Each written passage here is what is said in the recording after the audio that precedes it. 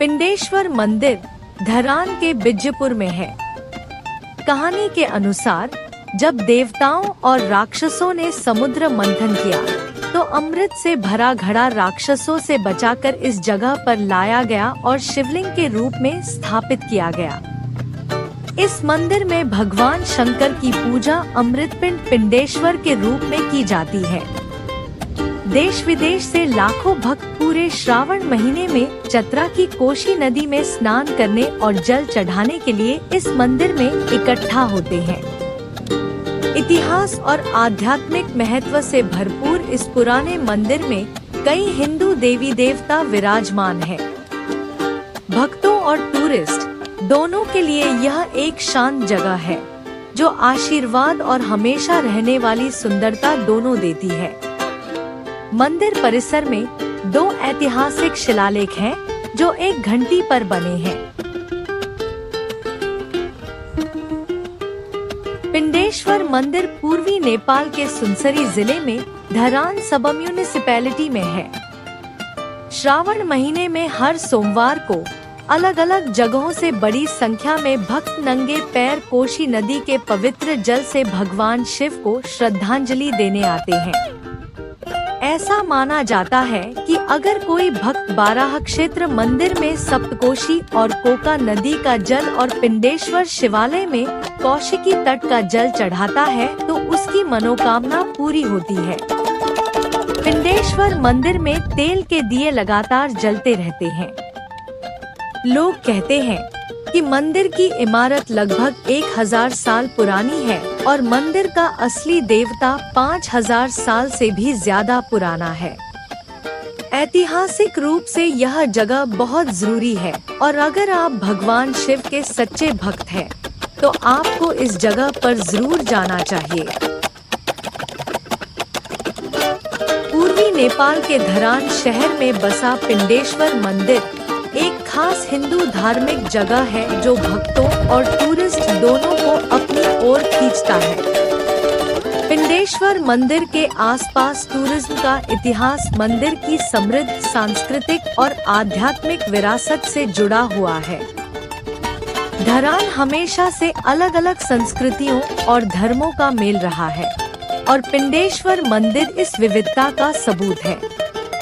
यह मंदिर भगवान शिव को समर्पित है और सदियों से पूजा की जगह रहा है। कहा जाता है कि इस मंदिर की शुरुआत इस इलाके में एक खुद से निकले स्वयंभू लिंग भगवान शिव का एक प्रतीक की खोज से हुई, जो इसे हिंदू भक्तों के लिए एक पवित्र जगह बनाता है। पिंडेश्वर मंदिर में टूरिज्म पिछले कुछ सालों में काफी बढ़ा है। शुरुआत में यहाँ के लोग और आसपास के इलाकों के तीर्थयात्री आते थे, लेकिन अब यह मंदिर इतना मशहूर हो गया है कि पूरे नेपाल और उसके बाहर से भी लोग यहाँ आने लगे हैं। बेहतर ट्रांसपोर्टेशन और धरान में टूरिस्ट सुविधाओं के डेवलपमेंट के साथ मंदिर में टूरिस्ट की संख्या में लगातार बढ़ोतरी देखी गई है।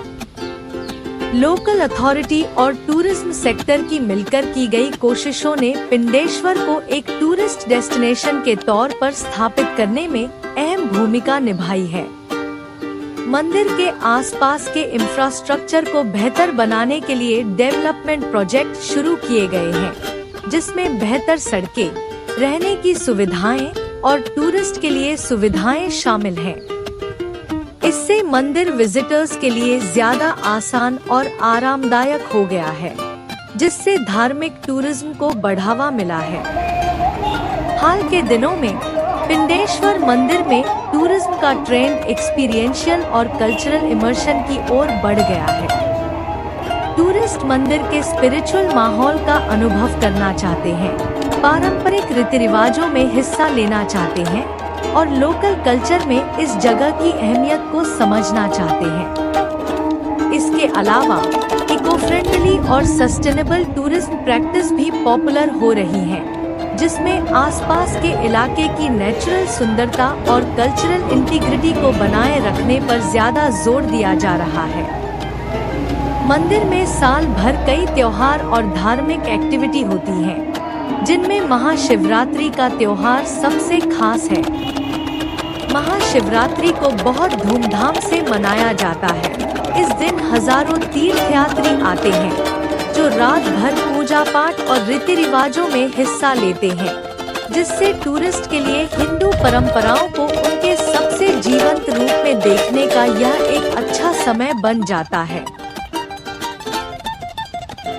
आगे देखें तो पिंडेश्वर मंदिर में टूरिज्म का भविष्य अच्छा लग रहा है। टूरिज्म इंफ्रास्ट्रक्चर को और डेवलप करने की योजना है, जिसमें थीम वाले टूर और कल्चरल प्रोग्राम बनाना शामिल है, जिसका मकसद विजिटर के अनुभव को बेहतर बनाना है। इंटरनेशनल टूरिस्ट को टारगेट करके डिजिटल मार्केटिंग कैंपेन के बढ़ने के साथ साथ इस बात के पक्के संकेत हैं कि पिंडेश्वर नेपाल में एक मुख्य धार्मिक और कल्चरल हॉटस्पॉट के तौर पर आगे बढ़ता रहेगा। पिंडेश्वर मंदिर न केवल आस्था का प्रतीक है, बल्कि नेपाली परंपरा और आध्यात्मिकता की समृद्ध झलक का भी प्रतीक है। जैसे जैसे इस पवित्र जगह के आसपास टूरिज्म बढ़ रहा है, विजिटर्स एक ऐसे अनुभव की उम्मीद कर सकते हैं जो दिव्यता को हिमालय के नज़ारों के आकर्षण के साथ मिलाता है और एक ऐसी यात्रा देता है जो गहरे पर्सनल लेवल पर महसूस होती है। बुद्ध सुब्बा मंदिर या बुद्ध सुब्बा पूर्वी नेपाल के सुनसरी जिले के धरान सब मेट्रोपॉलिटन सिटी के बिज्जपुर में है।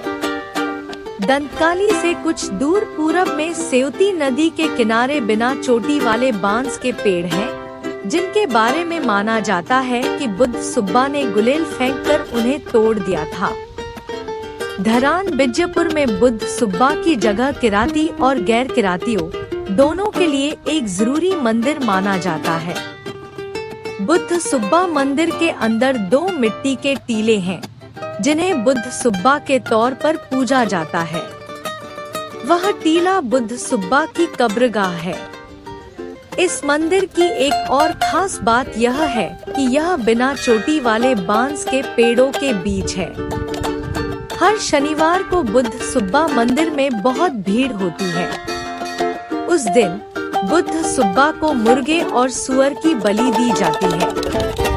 नेपाल के अलग अलग हिस्सों में रहने वाले लोगों के लिए यह एक परंपरा है कि वे अपनी इच्छा पूरी होने पर मन्नत मांगते हैं और अगर वह पूरी हो जाती है तो जानवरों की बलि देते हैं। खास तौर पर शनिवार को देश विदेश से भक्त मुर्गे, सुअर वगैरह की बलि चढ़ाने आते हैं और पूजा अर्चना करते हैं। माना जाता है कि बुद्ध सुब्बा मंदिर में 2015 से ही लगातार पूजा अर्चना हो रही है। इतिहासकार इमान सिंह चेम्जोंग के अनुसार राजा विजय नारायण राय खेवांग के शासनकाल में विजयपुर लिम्बुवान बाद में किरात राज्य की राजधानी थी। ऐसा माना जाता है कि विजयपुर नाम राजा विजय नारायण के नाम पर पड़ा। बुद्ध सुब्बा मंदिर देश की राजधानी काठमांडू से लगभग 136 मील या 220 किलोमीटर पूरब में धरान में है। यह मंदिर दंतकाली से थोड़ा पूरब में सेवती नदी के किनारे है। बुद्ध सुब्बा और उनकी बहन सुब्बिनी पहाड़ों में गुलेल और गदा से शिकार करते थे। एक दिन गलती से उन्होंने अपनी गुलेल से एक कौवे को मार दिया और गदा एक बांस की नोक पर लगी। उस दिन से बांस नहीं उगा और विजयपुर में कभी कोई कौवा नहीं आया। इस वजह से बुद्ध सुब्बा ने शिकार करना बंद कर दिया और अपनी गुलेल को जमीन में गाड़ दिया। फिर बुद्ध सुब्बा ने उस जगह पर ध्यान किया जहां अब बुद्ध सुब्बा का मंदिर है। उनकी बहन सुब्बिनी का मंदिर पास में ही है। इतिहासकार इमान सिंह चेम्जोंग के अनुसार यह मोरंग के आखिरी लिम्बू राजा बुद्धिकरण राया खेवांग की कब्र है। नेपाल के एकीकरण के दौरान पृथ्वी नारायण शाह द्वारा विजयपुर सहित लिम्बुवान बाद में किरात क्षेत्र के एकीकरण के दौरान उन्हें विजयपुर में कूटनीतिक रूप से मार दिया गया था। और उनके लोगों ने राजा की मृत आत्मा की शांति के लिए एक कब्र बनाई थी। स्थानीय लिम्बू लोगों के अनुसार बुद्धिकरण राया खेवांग ने एक आत्मा के रूप में लोगों की मदद करना शुरू कर दिया था। स्थानीय लिम्बू लोगों ने उनकी कब्र वर्तमान बुद्ध सुब्बा मंदिर की पूजा करना शुरू कर दिया क्योंकि इसका राजा की आत्मा पर अच्छा प्रभाव पड़ा। लिम्बू भाषा में सुब्बा या हंग का मतलब राजा होता है।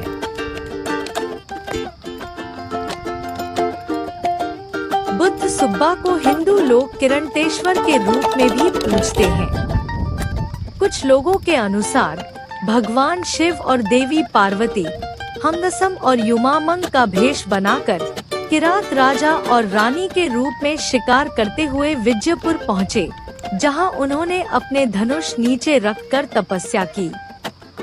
उस समय उन्हें एहसास हुआ कि कलयुग शुरू हो गया है और वे ध्यान में लग गए। धनुष से बिना ऊपर वाले बांस के अंकुर निकल आए। किसी समय योद्धा एकलव्य घूमते घूमते इस जगह पर आए और समाधि में चले गए। एक कहानी है कि उनके अनुयायियों ने उनकी समाधि को मिट्टी से ढक दिया और बाद में इसका नाम बुद्ध सुब्बा रखा और इसे सिद्ध पीठ के रूप में प्रचारित करना शुरू कर दिया। पहले मंदिर के चारों ओर बांस पर नाम लिखने का रिवाज था। चूँकि एक कहानी है कि बांस पर नाम लिखने से प्रेमी का प्यार सफल होता है, इसलिए मंदिर में दर्शन के लिए आने वाले युवक युवतियां बांस पर अपना नाम लिखकर ही लौटते थे।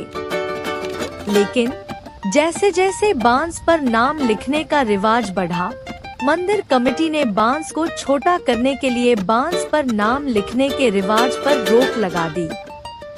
अब बुद्ध सुब्बा मंदिर में बांस की पूजा करने के बाद उस पर धागा बांधने की परंपरा है। माना जाता है कि जो प्रेमी इस तरह धागा बांधते हैं, उनका प्यार सफल होता है। बुद्ध सुब्बा मंदिर में इस प्रेम रिवाज के बारे में बताते हुए गुरांस को फेदमुनि गीत में कहा गया है।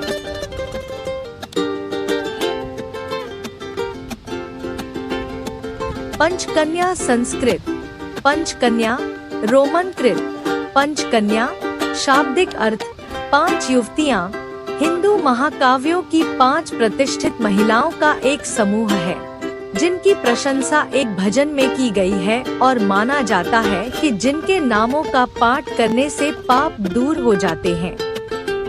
वे अहिल्या, द्रौपदी, कुंती, तारा और मंदोदरी हैं। जबकि द्रौपदी और कुंती महाभारत से हैं, अहिल्या, तारा और मंदोदरी रामायण से हैं। पंचकन्या को आदर्श महिलाएं माना जाता है, जो हिंदू धर्म में आदर्श पत्नियों का उदाहरण है। सभी कन्याओं के जीवन में माताओं की कमी होती है। अहिल्या, तारा, मंदोदरी, सीता और द्रौपदी का जन्म अलौकिक होता है, जबकि कुंती को जन्म के समय गोद लिया जाता है और उसकी मां से अलग कर दिया जाता है। यद्यपि सभी कन्याओं को माताओं के रूप में वर्णित किया गया है, द्रौपदी को छोड़कर किसी भी कन्या की कहानियों में उसके मातृत्व पर जोर नहीं दिया जाता है। एक और सामान्य तत्व उनकी किंवदंतियों में हानि का विषय है। अहिल्या को उसके परिवार द्वारा शाप दिया जाता है और त्याग दिया जाता है। तारा ने अपने पति को खो दिया, द्रौपदी ने अपने 5 बेटों को खो दिया और मंदोदरी ने अपने पति, बेटों और परिजनों को युद्ध में खो दिया। उनमें से प्रत्येक को एक त्रासदी झेलनी पड़ती है, लेकिन वे जीवन और समाज के साथ संघर्ष करती हैं। अहिल्या को उसकी बेवफाई के लिए दंडित किया जाता है। द्रौपदी समर्पित और गुणी होने के बावजूद पुरुषों द्वारा उसकी गरिमा का उल्लंघन किया जाता है। एक और परिभाषित विशेषता यह है कि सभी कन्याएं सीता को छोड़कर, जो सूची में शायद ही कभी शामिल हैं, सामाजिक रूप से स्वीकृत विवाह या सहमति से जुड़े साहचर्य के भीतर एक